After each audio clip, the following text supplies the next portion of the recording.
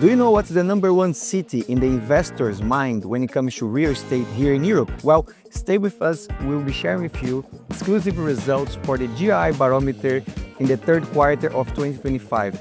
I'm here in Paris with my colleague Diego Tavares, who is the one responsible for organizing the most important event here in Europe, the Europe GRI 2025.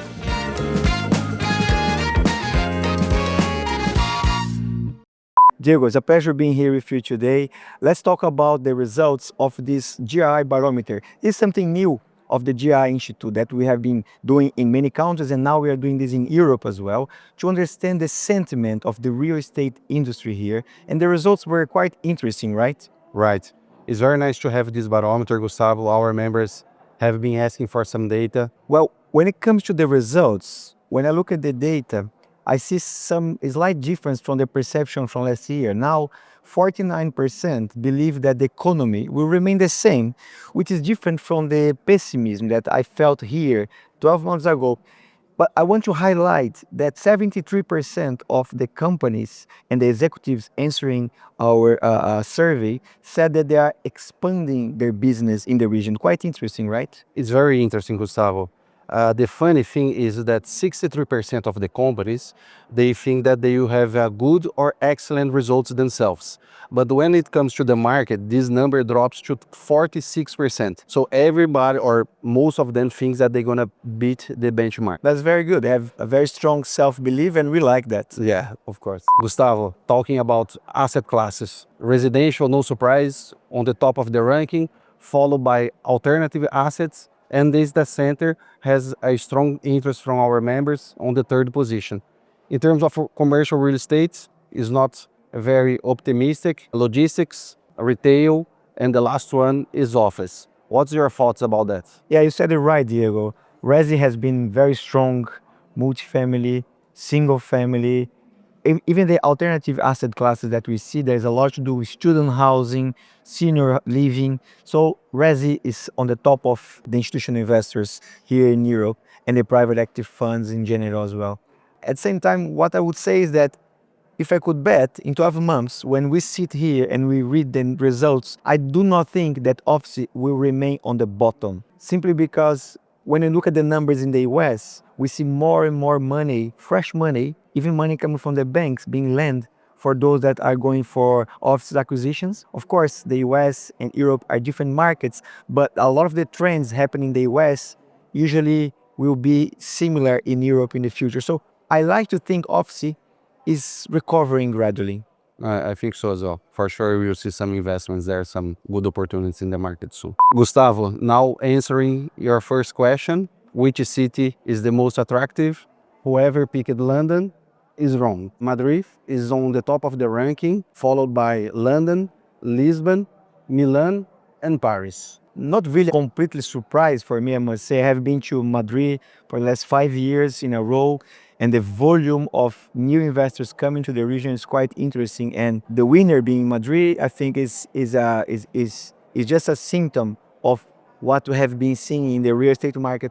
But London is always London, as we can see in the results here. Now, I want to highlight that Italy is back, back in the game. Milano is the #4, and Barcelona in Spain, #5. So Madrid and Barcelona between the top 5, and you had one city from Italy, #4, which is quite interesting. I want to highlight as well Warsaw from, in Poland, the capital of Poland, in the 6th place. It's an amazing moment for Southern Europe.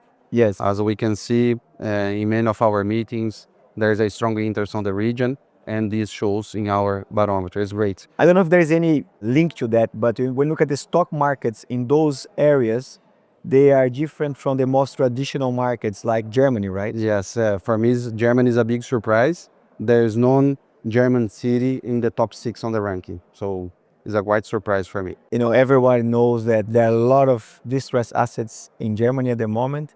The economy is not doing that well, and it's probably not on the top of the priority of those investors here.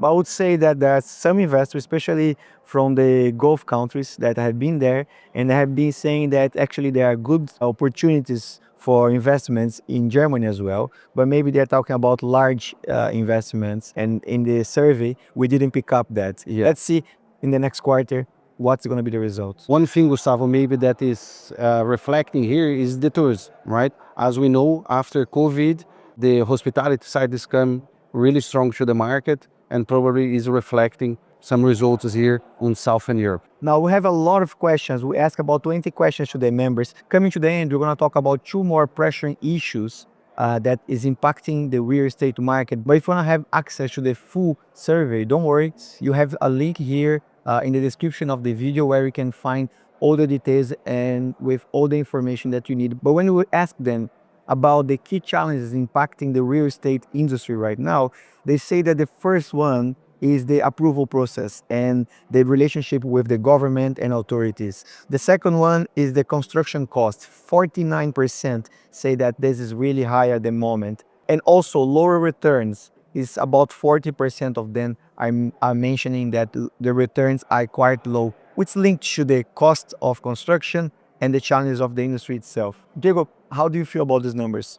Regulation has been a problem in Europe. We know how hard it is. Yesterday we were in a site visit here in Paris, and is a reconversion, and they were explaining how hard it is to get the approvals. There's a lot of opportunities for a reconversion, not just here in Paris, but also in Germany. We were there in the first half discussing the opportunities in Berlin, office that could be converted in residential or hospitality, but the stops on the regulation is really hard to go That's through. everywhere. That's developers, investors, and lenders paying the neck that they have to go through in every single country. That's for sure.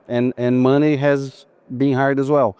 Banks, they are more strict now to lend money, so it's a challenge as well for the real estate market. And when it comes to the next 12 months, what is their concern?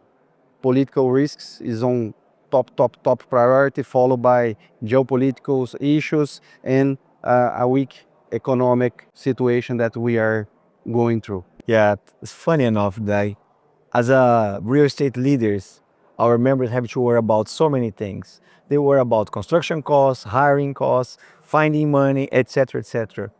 But what's really keeping them awake at night are things that are not in their control. That's the truth. And I don't think it's only for the real estate. Anyone living in the current world with so many tensions, trade, war, geopolitical uncertainties, I get it, but what can we do? I think what happens is the investors become a little bit more conscious and they are a little bit more slow in the decision-making process, which is not great for the industry, but I can't blame them. I would do the same if I was, if I was driving some millions of investments in such a world. Thanks, Gustavo. So this was just some highlights of the survey. Please access here for the full survey, and please be tuned. We will be releasing much more research and data to our members and to the real estate industry. Thank you very much.